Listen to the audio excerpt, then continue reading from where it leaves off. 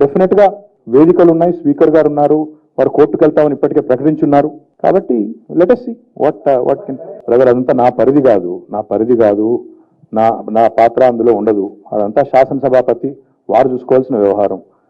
ఇప్పుడు నేను ఇంకొకటి కూడా అడుగుతున్నా. ఇప్పుడు టీఆర్ఎస్ పార్టీకి సంబంధించిన కొంతమంది శాసనసభ్యులు కాంగ్రెస్ లో చేరతామని ఉత్తమ్ కుమార్ రెడ్డికి చెప్పంటారు. వద్దంటాడు ఆయన. వద్దండి, మాకు మీరు ఇది ప్రజాస్వామ్యానికి మంచిది కాదని చెప్తాడా? ఎవరైనా కమిట్మెంట్ ఇస్తారా? ఒక పార్టీ శాసనసభ్యులు ఇంకో పార్టీ జరగకూడదని ఇవాళ నీతులు చెప్తున్నారు. మరి ఈరోజు వాళ్ళ పార్టీలో చాలా మంది చేరారు. ఎన్నికలకు ముందు ఒకసారి తీయండి. టీడీపీలో గెలిచిన రేవంత్ రెడ్డి చేరలేదా? రాజీనామా చేశాడా? ఆయనకు మీరు వర్కింగ్ ప్రెసిడెంట్ పోస్ట్ ఇచ్చి మరి మీరు ఆయన సత్కరించలేదా? మీరు చేస్తేనేమో ఒప్పు, ఇంకోరు చేస్తే తప్పు. ఇది ఎక్కడి నీతి? ఇలా అందుకే మీకు ఇందిరా పార్క్ దగ్గర ధర్నాలు చేసినా, ఎక్కడ ఆక్రోషించినా స్పందన లేదు. ఎందుకంటే మీరు గతంలో చేసిన దృష్టాంతాలు, గతంలో మీరు చేసిన దాష్టీకాలు ప్రజలు ఇంకా మర్చిపోలేదు. కాబట్టి నేనేమంటున్నా అంటే, మిత్రులు కాంగ్రెస్ వాళ్ళు మాట్లాడితే దయ్యాలు వేదాలు వల్లిచ్చినట్టు ఉంటుంది. దయచేసి ఈ మీరు అరిచి గా పెట్టి ఎంత చేసినా ఏం చేసినా ప్రజల నుంచి సానుభూతి మీకు రాదు. వినిపించుకోండి వాదన, నేనేం వద్దంటలేదు కదా. వాళ్ళ వాదన వాళ్ళది. స్పీకర్ గారు ఫైనల్ డెసిషన్ తీసుకునేది వారు. కాబట్టి స్పీకర్ గారు డెసిషన్ తీసుకున్నారు. దాన్ని క్వశ్చన్ చేసే అధికారం నాకైతే లేదు. వారికి ఉందని వారు అనుకుంటే వారు ఇప్పటికే ప్రకటించి ఉన్నారు. మేము కోర్టుకు పోతాం, ఇంకొక అడిగి పోతాం అని వెళ్ళమనండి. నిరభ్యంతరంగా దేర్ ఆర్ అవెన్యూస్, వేదికలు ఉన్నాయి. మీరు వెళ్ళి ఎక్కడ మీరు ప్రశ్నించవచ్చు, ఎక్కడ ఈ ప్రశ్న లేవనెత్తవచ్చు, స్పష్టత కోరవచ్చు. జరిగింది తప్పు అనుకుంటే మీరేం చేయొచ్చో అన్ని కూడా స్పష్టంగా వేదికలు ఉన్నాయి. దాన్ని వాడుకోండి. రేపు 10 మంది టీఆర్ఎస్ ఎమ్మెల్యేలు మేము కాంగ్రెస్లోకి వస్తామంటారు. వద్దంటాడు ఉత్తమ్ కుమార్ రెడ్డి? రాసిస్తాడా?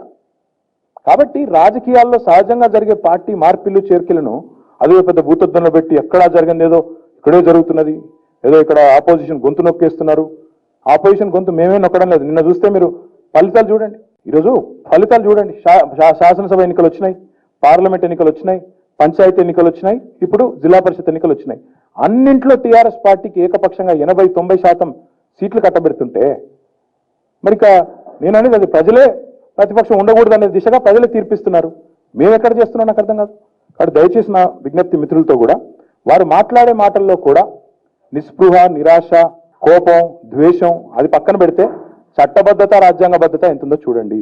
5 ఏళ్ల కాల పరిమితిలో ఉండే ఒక శాసనసభ్యుడు కనుక పార్టీ ఫిరాయిస్తే ఒక రీజనబుల్ పీరియడ్ లో నిర్ణయం తీసుకోవాలి. రీజనబుల్ పీరియడ్ అంటే ఏమిటి అని కూడా సుప్రీంకోర్టు డిఫైన్ చేసింది. ఏమని? 3 నెలల లోపల ఖచ్చితంగా నిర్ణయం తీసుకోవాలి. తీసుకోకపోతే ఏం జరుగుతుంది అంటే, మణిపూర్ లో ఏ రకంగానైతే సుప్రీంకోర్టు ఇంటర్వ్యూన్ అయ్యి స్పీకర్ కి ఆదేశం ఇచ్చిందో, 3 నెలల్లో నిర్ణయం తీసుకోలేదు మీరు నేను చెప్పిన విధంగా, కాబట్టి మీరు రాబోయే వారం రోజుల్లో నిర్ణయం తీసుకోండి అంటూ స్పీకర్ కు కఠినంగా ఆదేశం ఇస్తే ఆ వారం రోజుల్లోనే ఆ వ్యక్తి డిస్క్వాలిఫై అయినారు. స్పీకర్ గారికి గుర్తు చేశాం. మేము మార్చి 18 నాడు దానం నాగేందర్ గారి పిటిషన్, మొట్టమొదటి పిటిషన్ మేము ఇచ్చింది. ఆ రోజు స్పీకర్ గారికి స్వయంగా వారి చేతులకు అందజేయడం జరిగింది. ఈ రోజు మొత్తం మిగతా 9 పిటిషన్లు కూడా బై హ్యాండ్ ఇచ్చాము. ఇంతకంటే ముందే దాదాపు ఒక 7 పిటిషన్లు మేము by email, by registered post, by WhatsApp కూడా స్పీకర్ కార్యాలయానికి పంపించాము వివిధ తేదీల్లో.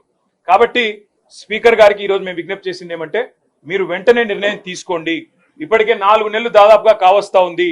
మరి 3 నెలల్లో నిర్ణయం తీసుకోవాలని చెప్పి మరి అక్కడ సుప్రీంకోర్టు తీర్పు ఉంది. దయచేసి స్పీకర్ గౌరవాన్ని, శాసనసభ గౌరవాన్ని కాపాడండి. సుప్రీంకోర్టు మీకు డైరెక్షన్ ఇచ్చే పరిస్థితి తెచ్చుకోవద్దు అంటూ కూడా స్పీకర్ గారిని మేము అభ్యర్థించడం జరిగింది. నేను తప్పకుండా పరిశీలిస్తానని చెప్పి స్పీకర్ గారు అన్నారు. కాంగ్రెస్ పార్టీ ఏ పార్టీ అయితే ఈరోజు ఒకవైపు రాజ్యాంగం పట్టుకుని రాహుల్ గాంధీ గారు ఢిల్లీలో పోజులు కొడుతున్నారో, నేను రాజ్యాంగ సంరక్షకుని అని, అదే కాంగ్రెస్ పార్టీ ఇవాళ రాజ్యాంగ భక్షకుల మాదిరిగా ఏ రకంగా వ్యవహరిస్తున్నారో కూడా వారికి వివరంగా చెప్పడం జరిగింది. చేతుల్లో రాజ్యాంగం పట్టుకుని పార్లమెంట్ లో పోజులు, బయటికి వచ్చి కాంగ్రెస్ కార్యాలయంలో పార్టీ ఫిరాయించిన ఎమ్మెల్యేలకు వారిని వెన్నుతట్టి ప్రోత్సహించే విధంగా రాహుల్ గాంధీ గారు ప్రవర్తిస్తున్నారని చెప్పి కూడా నేను స్పీకర్ గారికి గుర్తు చేయడం జరిగింది. ఇది కాంగ్రెస్ పార్టీ యొక్క జాతీయ మేనిఫెస్టో. ఇదే మన తెలంగాణలోనే తుక్కుగూడలో విడుదల చేయడం జరిగింది న్యాయపత్ర. అందులో కూడా కాంగ్రెస్ పార్టీ చాలా స్పష్టంగా చెప్పింది.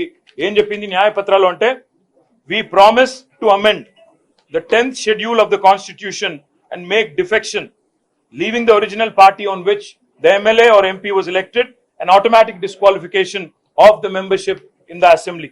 ఇది వారు చెప్పిన మాట. ఇది కూడా స్పీకర్ గారికి చదివి వినిపించాం. హర్యానాలో ఇదే కాంగ్రెస్ పార్టీ కొట్లాడుతా ఉంది. వాళ్ళ ఎమ్మెల్యే అక్కడ కిరణ్ చౌదరి గారు బీజేపీలో చేరితే ఇదే కాంగ్రెస్ పార్టీ హర్యానాలో అక్కడ స్పీకర్ తో కొట్లాడుతా ఉంది, డిస్క్వాలిఫై చేయండి అని కొట్లాడుతా ఉంది. అది కూడా స్పీకర్ గారికి గుర్తు చేసినాం.